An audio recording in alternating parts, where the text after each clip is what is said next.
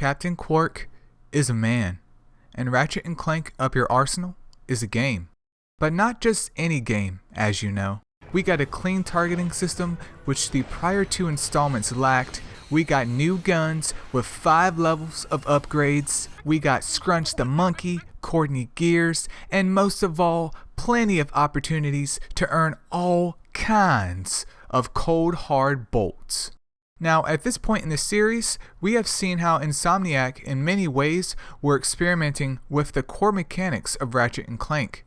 The first game, while basic, still did an amazing job of retaining what really defines a Ratchet and Clank game.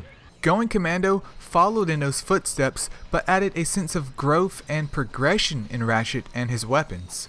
Up Your Arsenal then takes that formula and continues to tweak it. Going Commando introduced a secondary form of weapons, which prompted the user to experiment more with their arsenal. Up Your Arsenal goes down the same path, but divides a huge upgrade into smaller ones over time. What I really enjoy about this, in comparison to Going Commando, is that these upgrades do make a difference.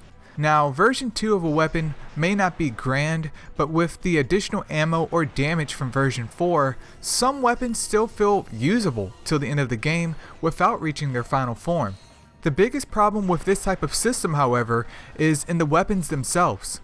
Up Your Arsenal does its best to try and scale these weapons as far into the game as possible, but majority of the starter weapons, like the awesome Suck Cannon, fail to deliver enough oomph at the end of the game.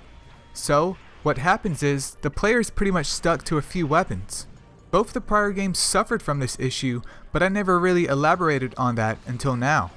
Weapons aside, we also see the game dive more into the story. I would say this game has at least double the amount of cutscenes than Going Commando. At least, that's the way it felt. Some scenes here or there feel like they are just, well, there, while others really help to move the plot along.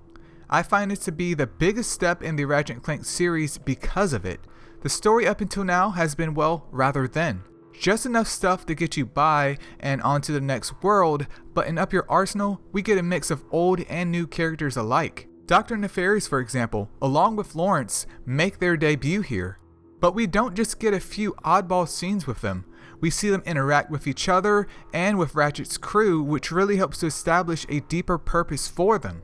Even though he's just a monkey, Scrunch is also a breath of fresh air into the series, as he is somehow not only comedic relief, but also plays a role in moving the plot forward. In other words, he follows the footsteps of Captain Quark, who, by the way, is a man. Now, this wouldn't be an Up Your Arsenal video without Courtney Gears either.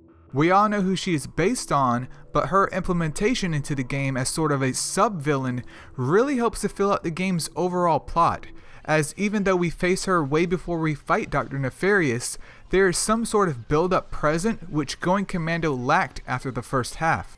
It is that type of story weaving which makes the plot of a game more impactful as different conflicts resolved as we continue forward. Not just one single conflict that concludes at the very end. The vid comics were also a nice addition to the storyline. They provide the player with short mini-games involving Quark himself with a bit of story weave in at the very end. I think their implementation was rather fair as the player is rewarded with a cutscene and not just one given outright. The only aspect of this I did not enjoy, however, was how formulaic it became by the end. By formulaic, I mean actual story progression in the game became locked behind the vid comics, and by the end of them, there weren't any new mechanics introduced. Now, I know that this is a mini-game and effort should be put elsewhere, but that's just how I felt about them at the end versus the beginning. I understand. I do not like it, but I understand. Optional challenge-wise, we also see that expanded from Going Commando's Arena and Crystal Collection quests as well. Up Your Arsenal gives us missions focused not only on regular combat, but some involving the hover ship. This provides not only a great way to earn bolts, but also helps to break up the regular sort of combat in general. Also, in comparison to Going Commando, we get more detailed zones with more dynamic visuals and faster movement. This again helps with world expansion, making a small planet seem bigger than what it truly is. It also makes a simple mission feel like a big accomplishment after completing it. To those who didn't enjoy the ship combat in space from Going Commando, it does not make a return in Up Your Arsenal. Nor did the difficult puzzles like the Infiltrator make a return either.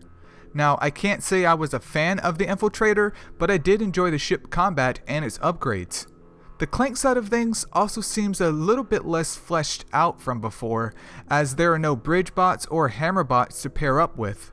This is not to say that it's bad, but come on, where's the love for Clank at? We do see some better uses with the disguises this time around too. The Tyrannoid disguise has an interesting minigame that Guitar Hero, released a year later, is purely based around. You hit a certain button at a certain time, and some of that time you may have to even hold it.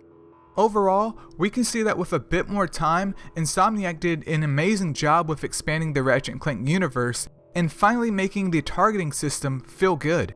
While Going Commando focused more so on expanding the combat of the series, Up Your Arsenal focused itself on building a story that carries a player through the game. While the production of this game is an improvement over Going Commando, especially regarding the story, I still somehow enjoyed Going Commando just a little more. What a load of bullshit. I appreciate the ways to earn bolts to afford all the weapons in the game, and there are multiple levels that improves their potency. Additionally, the story is the most robust we have ever seen before in the series. While a lot of the scenes are serious, they still weave in some comedy here and there. These two improvements alone are a huge stepping stone from the prior titles. Now, I'm not saying Up Your Arsenal is bad by any means, it is more so that Going Commando provided a much greater feel of expansion to the game's core mechanics than Up Your Arsenal, which simply tweaks them. But is this game still worth playing through, even today? Do I even have to say it? Absolutely.